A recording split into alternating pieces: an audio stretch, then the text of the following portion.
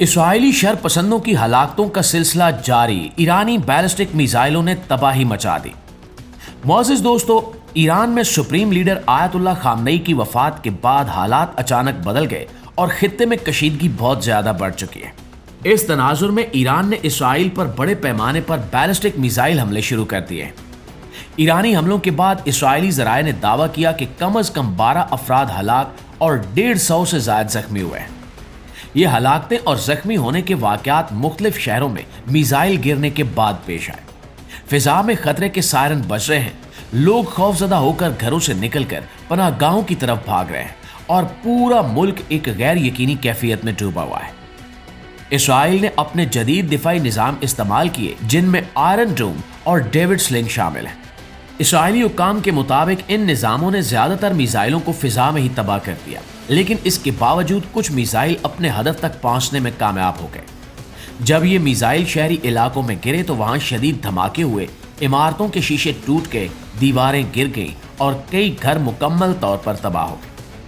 Social media پر سامنے آنے والی ویڈیوز میں دھوئیں کے بادل اور امدادی ٹیموں کو ملبے میں لوگوں کو تلاش کرتے دیکھا جا سکتا ہے۔ سب سے تباہ کن حملہ اتوار کے روز بیت الشمیش میں ہوا، جو یروشلم کے مغرب میں واقع ایک شہر ہے۔ ایک ایرانی میزائل نے وہاں ایک رہائشی علاقے کو براہ راست نشانہ بنایا۔ دھماکہ اتنا شدید تھا کہ کئی عمارتیں زمین بوس ہو گئیں۔ ایک بم شیلٹر بھی متاثر ہوا جس سے وہاں موجود لوگ محفوظ نہ رہ سکے۔ چھتیں گرنے سے کئی افراد ملبے تلے دب گئے۔ مختلف اسرائیلی میڈیا رپورٹس کے مطابق اس حملے میں ہلاکتوں کی تعداد بڑھ کر 9 تک پہنچ گئی ہے۔ امدادی کارکنوں نے گھنٹوں کی محنت کے بعد زخمیوں کو نکالا اور اسپتال منتقل کر دیا، جبکہ کچھ لوگ موقع پر ہی دم توڑ گئے۔ ناظرین، اس سے ایک دن پہلے تل ابیب کے علاقے میں بھی میزائل حملہ ہوا تھا۔ اس حملے میں 2 خواتین ہلاک اور 120 سے زائد افراد زخمی ہوئے۔ ایک 32 سالہ خاتون موقع پر ہی جان سے ہاتھ دھو بیٹھی، جبکہ 68 سالہ خاتون پناہ گاہ کی طرف بھاگتے ہوئے زخمی ہوئی اور بعد میں زخموں کی تاب نہ لاتے ہوئے جہنم واصل ہو گئی۔ اس کے علاوہ یروشلم میں بھی میزائل گرنے سے کم از کم 7 صہیونی زخمی ہوئے۔ کئی علاقوں میں میزائل کے ٹکڑوں سے بھی لوگ زخمی ہوئے جنہیں فوری طبی امداد دی گئی۔ اسرائیل کی ہوم فرنٹ کمانڈ نے شہریوں کو سختی سے ہدایت دی ہے کہ وہ ہر وقت الرٹ رہیں اور جیسے ہی سائرن بجے فوراً پناہ گاہوں میں چلے جائیں۔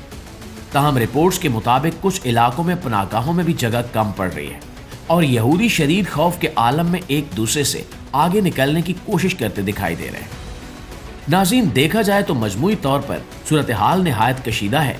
ایران نے سپریم لیڈر کی وفات کے بعد سخت رد عمل دیا ہے، جبکہ اسرائیل اپنے دفاعی نظام کے ذریعے حملوں کو روکنے کی کوشش کر رہا ہے، لیکن خطرہ ابھی ٹلا نہیں ہے اور دونوں ممالک میں مزید حملوں کا خدشہ موجود ہے۔